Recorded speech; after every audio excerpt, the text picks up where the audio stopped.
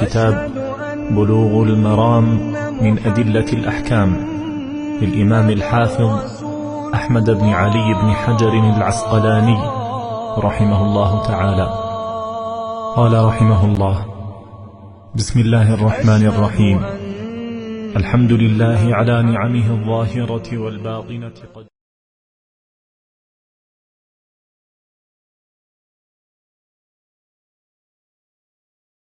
الرحمن الرحيم. إن الحمد لله نحمده ونستعينه ونستغفره ونعوذ بالله من شرور أنفسنا ومن سيئات أعمالنا. من يهده الله فلا مضل له ومن يضلله فلا هادي له، وأشهد أن لا إله إلا الله وأشهد أن محمدا عبده ورسوله. يا أيها الذين آمنوا اتقوا الله حق تقاته ولا تموتن إلا وأنتم مسلمون. يا أيها الناس اتقوا ربكم الذي خلقكم من نفس واحدة وخلق منها زوجها وبث منهما رجالا كثيرا ونساء، واتقوا الله الذي تساءلون به والأرحام إن الله كان عليكم رقيبا. يا أيها الذين آمنوا اتقوا الله وقولوا قولا سديدا يصلح لكم أعمالكم ويغفر لكم ذنوبكم، ومن يطع الله ورسوله فقد فاز فوزا عظيما. أما بعد، فإن خير الحديث كتاب الله وخير الهدي هدي محمد صلى الله عليه وسلم، وشر الأمور محدثاتها وكل محدثة بدعة وكل بدعة ضلالة وكل ضلالة في النار. فعن ابن عمر رضي الله تعالى عنهما أن العباس بن عبد المطلب رضي الله عنه استأذن رسول الله صلى الله عليه وسلم أن يبيت بمكة ليالي منى من أجل سقايته فأذن له. متفق علیہ. محترم حضرات، دینی بھائیوں اور بہنوں، اور بلوغ المرام کی کتاب الحج کی شرح میں شامل ہونے والے ساتھیوں، باب صفت الحج و دخول مکہ، یعنی حج کے کرنے کا طریقہ اور مکے میں حاجی حالت احرام میں کس طرح سے داخل ہو، اس کا بیان چل رہا تھا. اس میں بہت ساری احادیث آ گئی ہیں. اسی سلسلے کی آج ایک حدیث نہایت اہم اور ضروری ہے، اس کو سمجھیں، یاد رکھیں. حدیث کے راوی ہیں مشہور صحابی عبداللہ ابن عمر ابن الخطاب رضی اللہ تعالی عنہما. یہ روایت کرتے ہیں حضرت عباس بن عبد المطلب رضی اللہ تعالی عنہ. حضرت عباس بن عبد المطلب رضی اللہ تعالی عنہ کہتے ہیں استأذن عبداللہ بن عمر رضی اللہ تعالیٰ عنہ کہتے ہیں کہ عباس بن عبد المطلب نبی علیہ السلام کے چچا نے استأذن اجازت لی نبی علیہ السلام سے. کیا اجازت لی؟ کہ ان یبیت بمکہ لیالی منی، کہ منی کے ایام کی جو راتیں ہیں وہ مکے میں گزاریں. منی کے بجائے رات کہاں گزاریں؟ منی میں. من اجل سقایتہ، سقایہ کی وجہ سے نبی علیہ السلام سے اجازت مانگی اور نبی علیہ السلام نے ان کو اجازت دے دیا. حدیث متفق علیہ ہے. حدیث کا مطلب سمجھیے. پہلی چیز تو یہ کہ پچھلی حدیثوں میں اور پچھلے دروس ان میں سن چکے ہیں کہ مبیت منا واجبات میں سے ہے، یعنی 10 ذی الحجہ کو انسان، جس کو یوم النحر کہا جاتا ہے، اور اسی کو یوم الحج اکبر کہا جاتا ہے. ہمارے یہاں کس کو حج اکبر کہتے ہیں؟ کس کو کہتے ہیں؟ جمعے کو پڑ جائے تب. اسی لیے اگر پتہ چل گیا کہ جمعے کو حج ہو رہا ہے تو انڈیا اور پاکستان ہو ماشاءاللہ جو کبھی نہیں وہی پہنچ جاتے ہیں. کیوں؟ حج اکبر ہوگا. پھر حج اکبر کی بڑی بڑی فضیلتیں بیان کرتے ہیں. اور اگر ایک علم میں بات رہے کہ کبھی کیلنڈر میں دیکھ لیا ہے ہمارے برِ صغیر کے لوگوں نے کہ یوم عرفہ کس دن پڑ رہا ہے؟ جمعے کو، اور ذی الحجہ کا چاند نکلا تو ایک دن آگے پیچھے ہو گیا. ہوتا ہے نا، کیلنڈر تو ایک اندازہ ہے، ایک دن کا آگے پیچھے. تو اب میں نے سنا کیا کہتے ہیں، مینا میں بیٹھ کے باتیں کرتے. دیکھو حج تو آ رہا تھا، جمعے کو حج اکبر تھا، لیکن سعودیہ گورنمنٹ نے اس کو ایک دن آگے کر دیا تاکہ حج اکبر نہ ہو سکے. کیوں؟ کیونکہ اللہ کے رسول نے فرمایا ہے کہ جس دن حج اکبر ہو گیا اس دن سعودیہ کی حکومت ختم ہو جائے گی. یعنی عجیب سی فطرت ہے. صاحب لوگ تجربہ نہیں، یہ بہت بڑی سی بات ہے، عام مشورے کی ہے. تو حج اکبر، ہر حج اکبر ہوتا ہے. یوم عرفہ کو حج اکبر کہتے ہی نہیں، ہر حج اکبر ہے. آپ سورۃ التوبہ براۃ من یوم الحج اکبر، تو حج اکبر اس کو یوم الحج اکبر حج کہتے. کیوں؟ اس کے اندر حج کے سارے بڑے بڑے اعمال ہوتے ہیں. تو یوم النحر یا یوم الحج الاکبر، یوم النحر کو تو انسان نے 10 تاریخ پتھر مار لیا، موقع ملا تو طواف افاضہ بھی کر لیا، سر بھی چلا لیا، قربانی بھی کر لی. اب رات کون سی ہوگی؟ 11 کی. عربی تاریخوں میں رات پہلے آتی ہے نا. 10 ذی الحجہ ہے تو گویا آج رات کون سی ہوگی؟ 11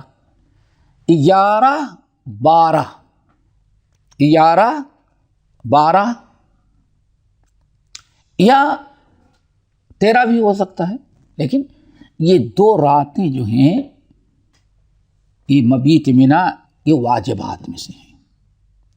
آدمی دن میں ادھر ادھر تو ہو جائے لیکن رات کہاں گزارے؟ منا کے اندر. واجبات میں سے. نہیں سمجھ میں آیا؟ خیمے لگے رہتے ہیں، حاجی کے لیے وہیں رہنا ضروری ہے. ایام منا کی راتیں جو ہیں اس کو مبیت منا کہتے ہیں. کیا مبیت؟ مبیت کے معنی آتے ہیں رات گزارنا. آپ کہیں بھی رات گزارا اس کو کہا جاتا ہے مبیت.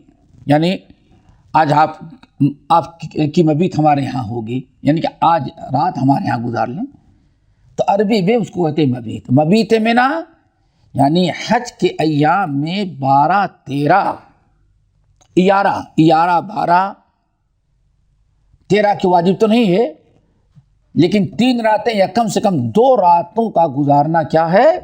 منا میں رہنا واجبات میں سے. گرچہ پوری رات نہیں لیکن اکثر رات تو ہونا چاہیے. دن میں کہیں جا سکتا ہے، لیکن کچھ ایسے لوگ ہیں جن کو اللہ کے رسول نے اسلام نے اجازت دی ہے کہ وہ پتھر مار کر کے اگر رات نہ گزاریں چلے جائیں اپنے ٹھکانے پر تو کوئی حرج نہیں ہے. اور کون سے لوگ ہیں اس میں؟ ایک تو بڑی غلطی کیا ہوتی ہے، جتنا رخصت اللہ نے دیا اتنا ہی کرنا چاہیے. اب آپ کو ڈیوٹی کرنی ہے اور آپ کو جانا ہے تو بھائی یہ میں پتھر دے دیتا ہوں، آپ پتھر گزاریے، مجھے جدہ میں ہماری ڈیوٹی میں چلے جا رہے ہیں، جدہ چلے جائیں، حج میں چلے جاتے ہیں. نہیں، وہ نہیں، کوئی ضرورت ہو تب. تو ایک تو یہ سمجھ لیجیے. دوسری چیز یہ سمجھنا ہے کہ مکے کے جو اہم کام تھے حرم کا اور حاجیوں کا، وہ مکے کے لوگوں نے اپنا بانٹ رکھا تھا. ہر ایک کے ہاں بڑے قبیلوں کے نصیب میں کچھ نہ کچھ تھا. نبی علیہ السلام کا جو خاندان تھا، آپ کے سقایا آپ کے ہاتھ میں تھے. سقیا زمزم کا پانی پلانا. زمزم کا پانی، کنواں جو تھا زمزم کا کنواں، اس پر کس کا حق سمجھا جاتا تھا؟ ذمہ داری جو تھی وہ عباس بن عبد المطلب کی. چونکہ نبی علیہ السلام کے چچاؤں میں بڑے زندہ تھے، یہ اللہ کے رسول کے خاندان میں تھا. ٹھیک ہے نا. اب ان کا کام یہ تھا کہ پانی بھرنا، اور اس وقت کنویں ڈول سے نکالا جاتا تھا، تو اس کے لیے بھی آدمی چاہیے تھے. تو ڈول سے پانی نکالنا، بڑے بڑے سمجھو اس زمانے میں ٹنکی رکھی ہوئی، ہاؤس بنائے ہوئے بڑے بڑے برتن رکھا ہوا ہے. اب بھر بھر کے حاجیوں کو پلانا، یہ پورا کام کس کے ذمہ تھا؟ عباس بن عبد المطلب. حج کا نظام، حاجیوں کی نگرانی اور حج کروانا، یہ کسی اور قبیلے میں تھا. خانہ کعبہ کی چابی جو تھی وہ عثمان ایک اصحاب تھے، ان کے قبیلے کا. ہر ایک کا کام بٹا ہوا تھا. جاہلیت سے، اسلام نے نہیں بانٹا تھا، یہ پہلے سے بٹا ہوا تھا. حجۃ الوداع کے موقع پر عباس بن عبد المطلب رضی اللہ تعالی عنہ، چونکہ نبی علیہ السلام ہجرت کے بعد تو اب آئے ہوئے تھے کئی سال کے بعد، تو انہوں نے کہا یا رسول اللہ، ہم کو اجازت آپ دے دیں کہ میں پتھر تو مار لوں، لیکن پتھر مار کے کہاں چلا جاؤں؟ مکہ کی سقایا سمجھ گئے نا؟ سقایا جو زمزم بھر بھر کے پلانا اور تقسیم کرنا حاجیوں کی خدمت ہے، وہ اپنی ذمہ داری ہم ادا کر سکیں. آگے بات سمجھ میں؟ تو فَأَذِنَ لَهُ، نبی علیہ السلام نے ان کو اجازت دے دی کہ رمی جمرات کر لیا کریں، اور رات مبیت منا، یعنی رات یہاں گزارنے کی بجائے، چونکہ ایک بڑی ذمہ داری ڈیوٹی آپ کی کیا ہے وہاں، اس لیے آپ چلے جایا کریں، آپ سے مبیت معاف ہے. سمجھ گئے نا؟ اس سے کیا پتا چلا کہ اس قسم کی جو ضرورت کے حاجت مند حاجیوں کی خدمت، ان کی نگرانی، ان کی دیکھ بھال کے لیے اگر کسی کی ڈیوٹی کہیں مینا کے باہر ہے، تو اگر وہ جمرات مار لیتا ہے، رمی جمرات کر لیتا ہے، تو رات کو نہیں بھی گزارے گا تو کوئی مشکل نہیں ہے، اس کے میں کوئی فرق نہیں پڑے گا. کیوں؟ اس کی ڈیوٹی اور اس کی ذمہ داری کہیں لگی ہوئی ہے، وہ اپنی ذمہ داری ادا کر، وہ بھی حاجیوں کی خدمت ہی میں ہے. آگے بات سمجھو. چلو اس کے بعد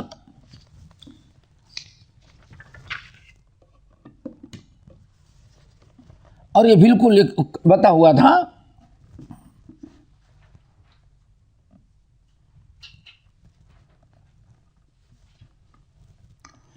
وعن عاصم بن عدی، اگلی حدیث عاصم بن عدی رضی اللہ عنہ، مطعم بن عدی کے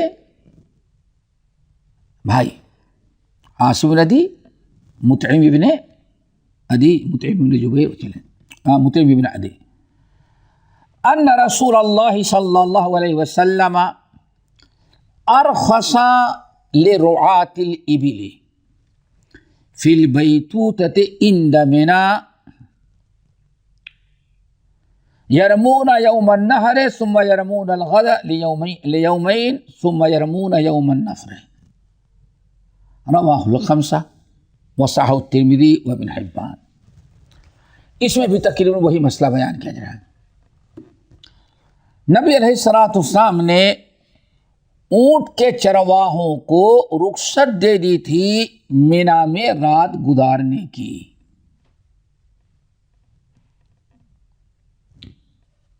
نہیں سمجھ آیا؟ یعنی مینا کے میدان میں تو حجاج رہتے ہیں. جیسی آج دیکھیں گاڑیوں کی پارکنگ مکے کے باہر بنا دیے ہیں. حجاج بسیں اور اپنے پرائیویٹ کار سے جب آتے ہیں حج کرنے کے لیے تو مکے کے باہر ان کو پارکنگ میں روک دیا جاتا ہے. کیوں؟ اگر سارے لوگ اپنی گاڑیاں لے کر کے آ جائے تو مکے میں چلنا پھرنا بھی مشکل ہو جائے. یہ ہوتا ہے نا، آج بھی حج ہو رہے. ایسے ہی اس زمانے میں چونکہ کاریں نہیں ہوتی تھی، اونٹ ہوتے تھے، سواریاں، اونٹ، گھوڑے، خچر اس قسم کے ہوتے تھے. تو ان کے لیے بھی حاجی آتے تھے تو مختلف علاقے سے جو آتے تو مختلف علاقے میں وہ جانور ہی رکھ دیے جاتے تھے. ہر آدمی کو اپنی سواری لے کر کے اندر آنے کی اجازت نہیں رہتی تھی. اب جانور جو روک دیے جائیں گے باہر، اب لازمی چیز ہے رات ہی کو زیادہ ضرورت پڑتی ہے تو جانوروں کو پانی پلانا، ان کو چارے ڈالنا، ان کی نگرانی کرنا.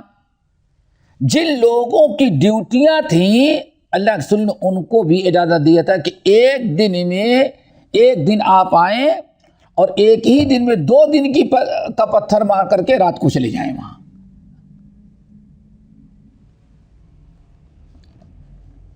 نہیں سمجھے؟ جیسے یوم النحر کو آ گئے ہیں تو یوم النحر کو بھی مار لیں اور 11 کی بھی مار لیں اسی دن. پہلے 10 کی مار لیں ایک کو، پھر تینوں کو مار لیں.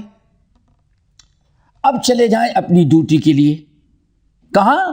جہاں جانور رکھے گئے ہیں. یا یوم النحر کو نہیں آ سکے، 11 کو آئیں تو یوم النحر کی بھی مار لیں اور 11 کی نا 10 اور 11 کا مار کے چلے جائیں. پھر اب ان کو 12 کو آنے کی ضرورت نہیں ہے. اب وہ 13 کو آئیں تو 12-13 کی مار کر کے واپس چلے اپنے گھر چلے جائیں. چونکہ اب لوگوں کو واپسی کا وقت ہے. تو دیکھو یہاں بھی اللہ تعالیٰ نے کتنی آسانیاں کی ہیں. ان الدین یسر، ان الدین یسر، دین جو ہے بہت ہی آسان ہے. بس ضرورت اس بات کی ہے کہ دین کا علم ہو. اگر دین کا علم نہیں تو دین بہت ہی مشکل ہوتا ہے، بہت مشکل ہوتا ہے. اگر دین کا علم ہے تو اس لیے کوئی دیندار نہیں کہتا دین بہت مشکل ہے. جو بے دین ہے، جاہل ہے، وہی سمجھتے ہیں دین بہت ہی دور ہے، بہت ہی مشکل ہے. تو یہ آسانی رکھی ہے. حاجیوں کی ضرورت، اس کے تقاضے، اللہ تعالیٰ ارحم الراحمین ہے، اپنے نبی کو رحمت بنا کر کے بھیجا ہے. تو ہر اعتبار سے دین کو آسان سے آسان بنا کر کے اللہ نے پیش کیا ہے. اور ساری زندگی نبی علیہ السلام کی ہی تعلیم تھی. جب بھی آپ کہیں کسی کو دائی بنا کر کے بھیجتے، کسی کو معلم بنا کر کے بھیجتے، کسی کو قاضی، کیا فرماتے؟ یسروا ولا تعسروا وبشروا ولا تنفروا. بہت ضرورت ہے اس کی دوستوں. اور آج سب سے زیادہ ضرورت علماء کو ہے، یاد رکھا. اور علماء میں بھی جو مدرس ہوتے ہیں، ہم نے بہت تجربہ کیا کہ آج بہت ہی ضرورت ہے معلمین دینی علوم کے جو معلم ہوتے ہیں، استاد ہوتے ہیں، جو مربی ہوتے ہیں، آج ان کے لیے بے انتہا یہ چیز اپنانا ضروری ہے۔ اسی لیے اللہ سبحانہ علموہم وبشر، ان کو سکھاؤ بھی اور ان کو بشارت بھی دیتے رہو، خوشخبری بھی سناؤ۔ ایک استاذ اگر مدرسے میں پڑھا رہا ہے، اللہ نے اسے ایک اچھے کام کے لیے منتخب کیا ہے، اگر اللہ نے ہم کو یہ موقع عطا کیا ہے کہ آپ لوگ آئیں، ہم درس دیں، سنیں، تو باتیں ہمیشہ ایسی کی جائیں کہ جس سے اور انسان کے دل میں دین سیکھنے کا شوق اور جذبہ پیدا ہو۔ طلبہ ہمارے سامنے بیٹھے مدرس کے سامنے، تو اس انداز سے ان کو کچھ حکایات، کچھ فضیلتیں، کچھ واقعات بیان کیے جس سے ان کے اندر ہمت ہو اور زیادہ سے زیادہ علم حاصل کرنے کا ان کے اندر شوق اور جذبہ پیدا ہو۔ یہ بہت ہی ضروری ہے۔ لیکن آج اجی کیا کرو گے پڑھ کر کے؟ آج دنیا میں کہاں نوکری ملتی ہے بغیر دنیاوی علوم کے؟ آج مولویوں کی پریشانی کو ذرا دیکھو۔ ایک بڑا طبقہ نادان مدرسین کا ہے جو کلاسوں میں اپنے اسٹوڈنٹ، اپنے طلباء کو یہ بتاتے ہیں۔ یہ بہت بڑا جرم ہے، اور شاید آپ لوگوں نے بھی کبھی کسی عالم کو نہیں سنا ہوگا کہ ہاں حوصلہ افزائی تھوڑی سے کریں۔ یہ بہت بڑی خامی ہے۔ دیکھیں کس قدر دین کو آسان نبی صلی اللہ علیہ وسلم، دین جتنا انسان سیکھے گا اتنا ہی زیادہ دین پر چلنا اس کے لیے آسان ہوگا۔ لیکن جو دین کے قریب نہیں آتے، دین سیکھتے نہیں، اب وہ ہر چیز مشکل، بھائی دین پر کہاں چل سکتے ہیں؟ دین اتنا مشکل ہے، دین اسلام ہے، کہاں اگر دین اور شریعت کی پابندی کریں گے تو کہاں کیسے زندگی گزار سکتے ہیں؟ اللہ اکبر۔ اب پتہ اس سے پوچھو بھائی نماز پڑھنے میں کیا تمہارے لیے دشواری ہے؟ نماز پڑھنے میں کیا؟ لیکن انسان بس بہت غلط چیزوں کا شکار ہو گیا ہے۔ تو یہ دونوں حدیثیں دیکھیں، نبی علیہ السلام نے کس طرح سے لوگوں کے ساتھ اتنی آسانیاں پیدا کی۔ کوئی ضرورت مند حج میں اس کی ڈیوٹی ہے، حج کی طرف سے لگی ہے، یا کوئی اس کی ذمہ داری ہے، اس ذمہ داری کے ساتھ ڈیلی آ کر کے پتھر مارنا یا رات گزارنا مشکل ہے، تو اللہ تعالیٰ نے اس کو ایک دن میں 2 دن کا پتھر مار لینا، یا آپ کہیں مبیت سے اللہ تعالیٰ نے اس کو معاف کر رکھا ہے آسانیاں سے۔ چلیں اگلی حدیث، عن ابی بکرۃ رضی اللہ تعالی عنہ، عن ابی بکرۃ قال خطبنا رسول اللہ صلی اللہ علیہ وسلم یوم النحر، الحدیث متفق علیہ۔ اللہ اکبر۔ ابو بکرہ رضی اللہ تعالیٰ عنہ کہتے ہیں کہ نبی علیہ السلام نے ہم لوگوں کو خطبہ دیا یوم النحر کو۔ یوم النحر 10 ذی الحجہ کو خطبہ دیا۔ خطبہ دیا کس بارے میں؟ حج کے مسائل، دین کی تعلیم، بنیادی احکام آپ نے خطبے میں ساری چیزیں بیان کی اور ان کو سکھایا۔ حدیث متفق علیہ۔ سراء بنت نبہان ہیں، وہ کہتی ہیں خاطبنا رسول اللہ صلی اللہ علیہ وسلم یوم الرؤوس، نبی علیہ السلام نے خطبہ دیا ہم لوگوں کو یوم الرؤوس، سروں کے دن۔ راس مانے ایک سر، رؤوس اس کی جماعت۔ فقال الیس ھذا اوسط ایام التشریق، کیا ایام التشریق کے بیچ والا دن نہیں ہے؟ لوگوں نے کہا ہاں، روایت کیا اس کو ابو داؤد نے اور یعنی سند حسن کے ساتھ۔ یہاں نبی علیہ السلام کے خطبے کا تذکرہ ہے۔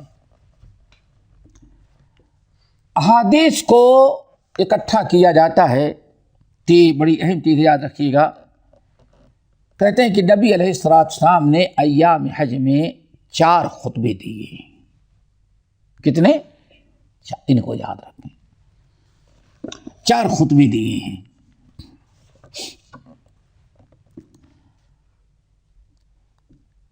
ایک خطبہ تو یوم عرفہ وادی ارنا میں، وقوف عرفہ کے پہلے جیسے پیچھے گزر چکا ہے، نبی علیہ السلام نے خطبہ دیا، اور یہ خطبہ تقریباً سب لوگوں نے محفوظ کیا ہے، اور اسی ایک خطبے کو لوگ یاد رکھتے ہیں کہ یہی خطبہ ہوا ہے۔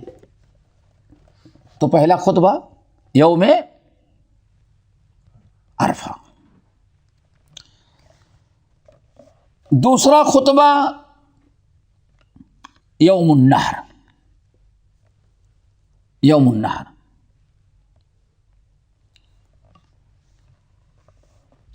تیسرا خطبہ حادی عشر، 11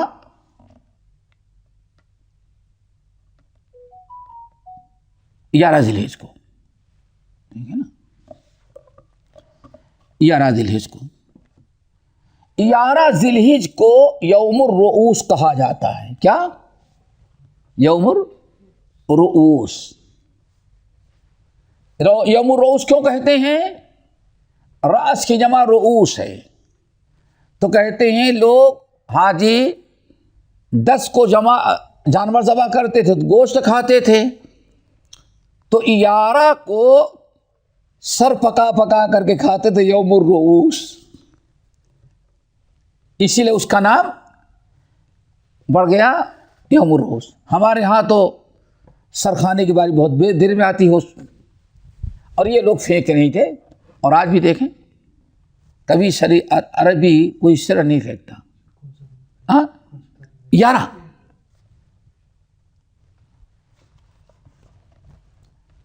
کتنی خطبے ہو گئے؟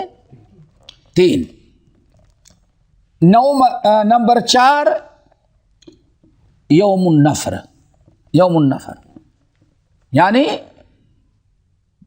جس دن حجاج کو واپس ہونا ہے، یعنی 12 کہیں یا 13، 12 کا سمجھ لیں۔ یہ کتنے خطبے ہو گئے؟ 4۔ نبی علیہ السلام حج کے ایام میں 4 خطبے دیے ہیں، اور یہ 4 خطبے جو ہیں الحمدللہ بعض مشائخ نے ان کو شیخ عبداللہ بن حمید رحمہ اللہ ان 4 خطبات کو جمع کیا ہے، اور جو انہیں نصوص ملے ہیں اس کی باقاعدہ انہوں نے شرح کی ہے۔ یہ 4 خطبات ہیں۔ علامہ البانی رحمۃ اللہ علیہ کہتے ہیں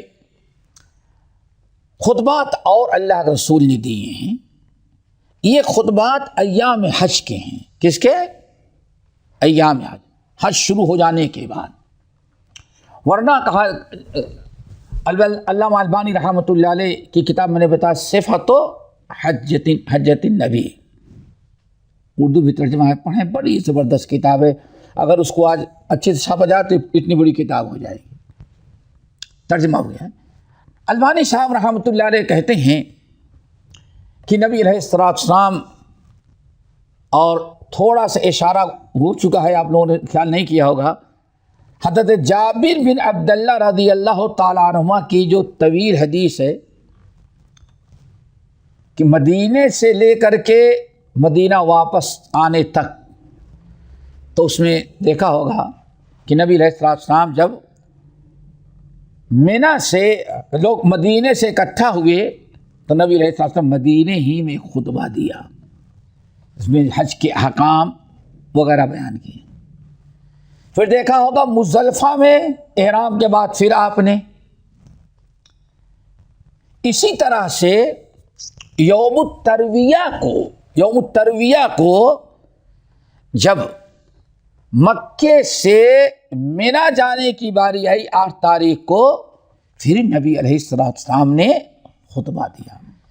تو ہم یہ کہہ سکتے ہیں کہ حج شروع ہو جانے کے بعد تو اللہ سنے کتنے 4 واقعی اور خطبات آپ نے دی ہیں۔ ان خطبات سے مقصد کیا تھا وہ دوستو سمجھے پہلے، اور بڑی ضرورت اس چیز کی ہے۔ ان خطبوں کو کیا مقصد تھا؟ ان خطبات کا مقاصد لوگوں کو تعلیم دینا تھا، حج کی تعلیم، حج کے مسائل، لوگوں کو مزید تعلیمات۔ دیکھیں کہا جاتا ہے سب سے بڑا حق اللہ کے رسول نے عورتوں کو کب بیان کیا ہے؟ حجۃ الوداع، عرفات کے میدان میں۔ تو اس کا مطلب حج کے مسائل نہیں، اسلام کی بنیادی چیزیں جو ہیں ان کی تعلیمات بہت ضروری ہیں۔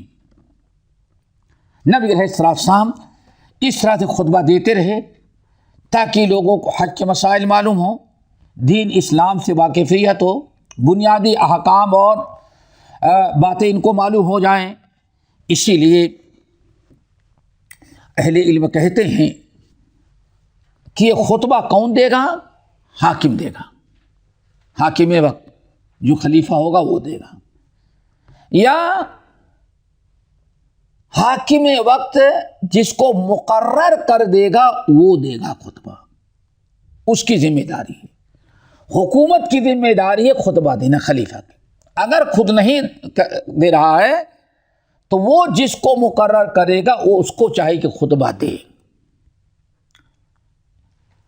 اور خطبے میں حج کے احکام، بنیادی تعلیمات، اسلام کا تعارف، یا وقت کے تقاضے کے مطابق لوگوں کو کیا کرے، وہ ہدایات اور تعلیم دے۔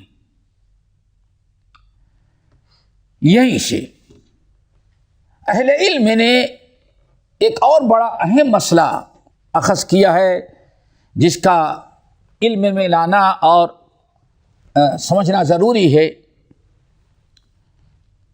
کہ علماء حاکم وقت کی ذمہ داری ہے کہ حج کے ایام میں جو حجاج آئے ہوئے ہیں دنیا بھر کے، ان کی تعلیمات کا انتظام کرے، ان کی تعلیمات کا انتظام کرے۔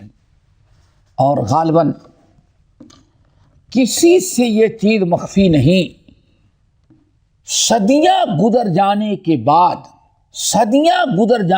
بعد آدمی حج میں آیا، اپنے اپنے معاملے میں مست، کوئی انتظام نہیں ہوتا تھا۔ صدیوں کے بعد ملک عبدالعزیز رحمۃ اللہ علیہ نے جب یہ حکومت قائم کی، جو سعودیہ حکومت کے نام سے مشہور ہے اور ہے، اللہ تعالیٰ اس کو ہرا بھرا رکھے، انہوں نے جب سے حکومت قائم کی اس وقت سے اس چیز پر برابر انہوں نے توجہ دی۔ آپ لوگ نہیں جانتے، حج کے ایام میں حکومت کی طرف سے ایک تو خطبہ ہوتا ہی ہے عرفات کا، اور دوسرے دنیا کی ہر زبان میں مختلف علاقے سے علماء کو بلا کر کے حج میں تعلیم کا انتظام کرتے ہیں۔ دنیا میں کوئی حکومت نہیں کرتی تھی۔ اس طرح سے دنیا کے ہر ملک کے علماء کو، ہر زبان کے علماء کو حکومت بلاتی، اور بلا کر کے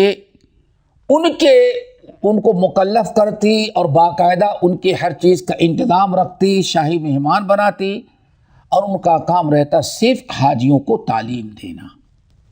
مینا میں، مکے کے ایام میں، حرم کے اندر یہ ایک بہت بہترین انتظام اور آج تک یہ چل رہا ہے. اس سے فائدہ یہ ہوتا ہے کہ بہت سارے دنیا کے آئے ہوئے لوگ جن کو کوئی معلومات نہیں ٹائم ادھر ادھر ضائع کرتے ہیں. خیموں کے اندر جو مخیم خیمہ لگا رہتا ہے، انسان اگر درس دینے لگتا ہے تو اللہ چونکہ ہمیں تو بلایا گیا اور ہمیں اس ذمہ داری دی گئی، میں جانتا ہوں اتنے شوق سے لوگ سنتے ہیں. کہیں بھی خیمے میں کھڑے ہو جائیں تو چاروں طرف سے لوگ ٹوٹ پڑتے ہیں. مخالفت صرف انڈیا پاکستان کے سڑے ہوئے مولوی جو ہوتے ہیں بد دماغ، وہ کہتے نہیں وہاں بھی درس قرآن سننا، ورنہ بہت شوق سے سنتے ہیں. اور توحید کی بات، دین کی بات، اور اس سے نتیجہ یہ نکلا اتنا فائدہ ہوتا ہے کہ ایک مثال آپ کو دیں کہ بر صغیر میں صوبے گجرات کے اندر ایک بڑا اہم شہر ہے نڈیاد. احمد آباد سے تقریباً 100 کلومیٹر کے فاصلے پر، بالکل یہ دلی بامبے ہائی وے جو ہے نیشنل ہے نا، اس پر ہائی وے ٹرین. اللہ اکبر. وہاں ایک ہے لاکھی مسجد.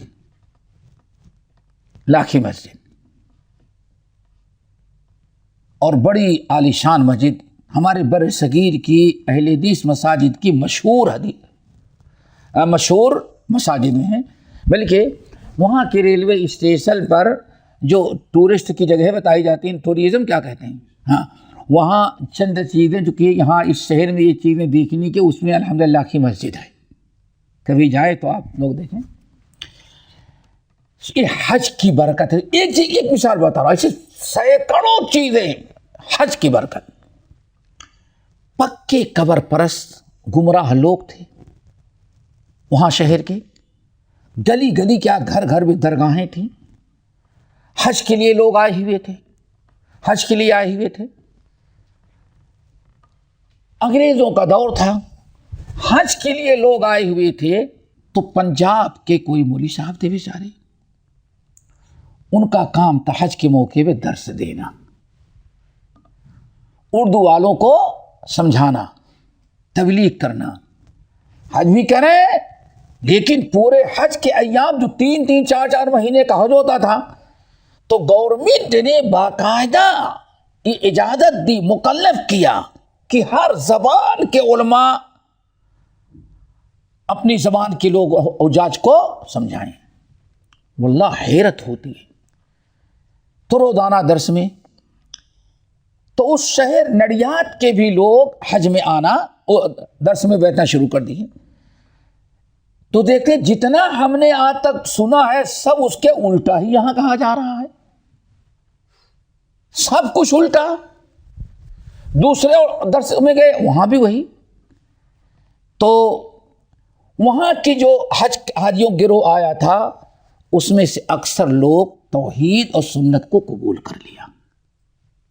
دیکھو، توحید و سنت کو قبول کیا. یہ حج کے ایام میں عوام دنیا کے لوگ آئے ان سے فائدہ اٹھانا، اس کے لیے علماء کے دروس کا، تعلیمات کا، حکومت کی طرف سے جو انتظام ہوتا ہے بڑی خیر و برکت کی چیز ہے. جس کی صرف ایک مثال، ہمارے پاس بہت سارے ایک مثال دے رہا ہوں. اچھا، اب یہ لوگ گئے تو جانے کے بعد اب اپنے شہر میں دیکھتے ہیں تو ساری پبلک مخالف. بھائی تم حج کرنے گئے تھے کہ یہ کیا دیکھ کر کیا ہے؟ ابھی وہابی کی تحریک، وہابی نام سے کوئی نہیں جانا تھا، یعنی وہابی یہ لقب لوگوں کو نہیں دیا گیا تھا. بہت پہلی بات نہیں، ہم نے سیکھا ہے، بہت بات پریشانی ہوئی. تو جو لوگ یہاں سے کتاب و سنت سیکھ کے گئے تھے اس میں ایک عورت تھی. اس نے اپنے شوہر سے کہا کہ ایسا کرتے ہیں، وہ مولوی جو ہم لوگوں کو وہاں ملا تھا مکے میں، اس کا ایڈریس ہمارے پاس ہے، یہ پنجاب میں کہاں رہتا ہے، اس کو لیٹر لکھو، یہاں بلاؤ اس کو. اللہ اکبر. اس کو بلایا، پھر کہا کہ ایسے انہوں نے کام کرنا شروع کیا، پھر کہا کہ اور کام ضرورت، انہوں نے اپنے بھائی کو بلایا، اپنی فیملی بلائی، اور وہاں رہ کر کے پورا شہر سمجھ جاؤ کہ آج کتاب و سنت کا ہے، 8-9 مسجدیں ہیں، کتنی؟ اب تو شاید اور زیادہ ہو گئی ہوگی۔ تو یہ ساری برکت کس کی ہے؟ حج کی۔ شاہ ولی اللہ محدث دہلوی رحمۃ اللہ علیہ، جو آج ہمارے بر صغیر میں کتاب و سنت کے چرچا ہے،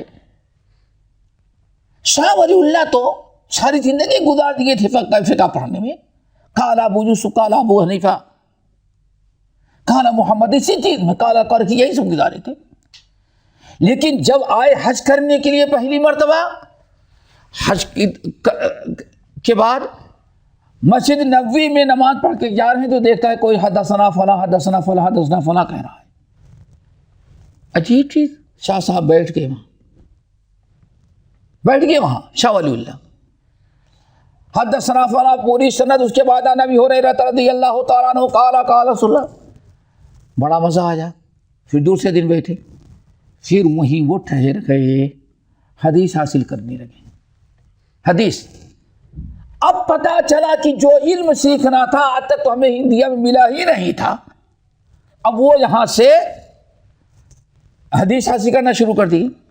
حدیث کی استاد کے پاس شیخ الاسلام ابن تیمیہ رحمۃ اللہ علیہ کی کتابیں تھی عقائد وغیرہ پر، استاد نے وہ بھی ان کو بتایا شاہ صاحب کو۔ الحمدللہ شاہ صاحب یہاں رہ کر کے خوب حدیث، وصول حدیث، خوب عمل کرنا سیکھنا سیکھا، دعوت دینا سب کچھ سیکھا۔ جب جانے لگے تو استاد نے پوچھا اب جا رہے ہو کیا کرو گے؟ تو کیا کہا؟ نسیت کل شیء کنت عارفہ الا طریق یودینی الی ربعکم۔ حضرت کیا پوچھتے ہیں آپ ہم سے؟ نسیت کل شیء کنت عارفہ، جو کچھ آج تک انڈیا میں نے سیکھا تھا سب کو ہی دفنا دیا، اور اب میں دیکھتا ہوں آپ کے دربار میں جو ہمیں ملا ہے وہی اصل علم ہے، اب جانے کے بعد ہندوستان میں اسی کو پڑھائیں گے، اسی کو عام کریں گے۔ یہ حج کی برکت تھی۔ اگر دیکھیں تو ایسے بہت ساری مثالیں ہیں، تو بتانا چاہتا تھا کہ نبی علیہ السلام کو خطبہ دینے کے کیا مقصد تھا؟ آئے ہوئے لوگوں کو تعلیم دینا، ان کو سکھانا، ان کو بتانا۔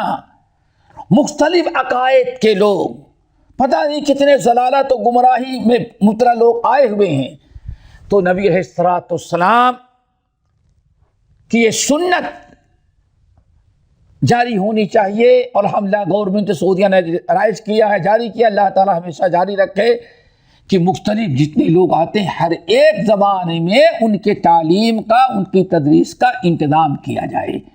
اسی بنا پر آج بڑی بدبختی کیا ہے، ہمارے اور آپ کے ہاں سے جب لوگ حاجی آنے لگتے ہیں تو حج کیا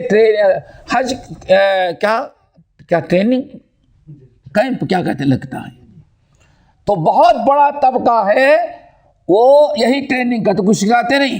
دیکھو یہاں جو تم سکھا دیا گیا انہی باتوں کو قبول کرنا، وہاں جانے کے بعد سب وہابی ہوتے ہیں، ان کی بات سننا ہی نہیں، صرف اپنے کام سے کام۔ ایک بڑا طبقہ جو یہ ٹریننگ دیتا ہے، پھر وہ آتے ہیں، لیکن اس کے باوجود 2-4 جو ہیں، ہر شہر کے 2-4 آدمی سدھر کے ضرور جاتے ہیں۔ کیوں؟ دیکھ لیتے ہم نے حرم کو دیکھا، سینے پر ہاتھ باندھے وہاں رفولیت ہے، حرم کے اندر جو سے آمین ہوتی ہے، تو کیا وہ سب گمراہ ہیں جو آمین بولتے؟ ہمارے یہاں کو نہیں بولی جاتی، تو یہ بہت بڑا فرق ہوتا ہے۔ تو بہرحال کہنا چاہتا تھا کہ یہ اصل میں دعوت کا ایک، اسی لیے وَمَنَافِعُ لِلنَّاسِ، حج میں کیا ہے؟ وَمَنَافِعُ لِلنَّاسِ، تو سب سے بڑا منافع کیا ہے؟ انسان کو علم سیکھنے کا موقع مل جاتا ہے۔ اسی لیے اہل علم کہتے ہیں نبی علیہ السلام قدم قدم پر خطبہ دیتے رہے۔ 4 خطبے تو بڑے مشہور ہیں، اور ویسے چلتے پھرتے پیچھے پڑ چکے ہیں، کہیں کھڑے ہو گئے تو چاروں طرف سے لوگ گھیر لیے۔ اور کاربن اسی لیے ذرا سوچو، غور کرو، اللہ نے کیا فرمایا تھا؟ اللہ اکبر، خذوا العلم قبل ان یرفع، اللہ اکبر۔ یہ دوستو حج میں جائیں یا آپ کو اللہ نے وہاں موقع عطا کیا ہے، علم والے ہیں، تو باہر سے آنے والے حاجیوں کو ذرا ان کی اصلاح کی فکر کریں۔ مشہور حدیث، خذوا العلم قبل ان یرفع، خذوا العلم قبل ان یرفع، خذوا العلم قبل ان یرفع۔ اللہ رسول بتا رہے ہیں علم لے لو۔ اونٹنی پر سوار ہیں آپ، جو آپ خطبہ دیے تھے اونٹنی پر سوار ہیں، اور آپ کیا فرماتے ہیں؟ خذوا العلم، لوگوں علم کے اٹھنے کے پہلے غنیمت سمجھو، علم حاصل کر لو، علم سیکھ لو۔ کیا خیال ہے آپ لوگوں کا؟ یہ ایک مسئلہ آتا ہے سامنے نا کہ نبی علیہ السلام صاحب اتنے خطبات کیوں دے رہے تھے؟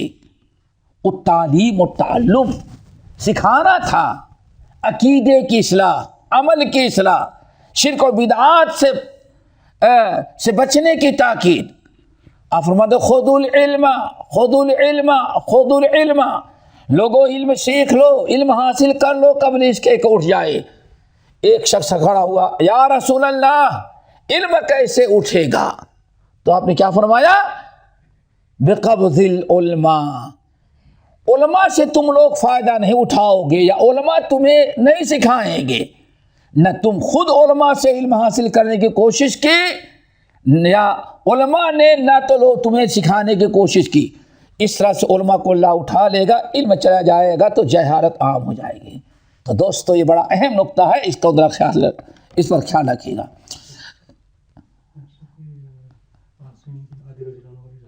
ہاں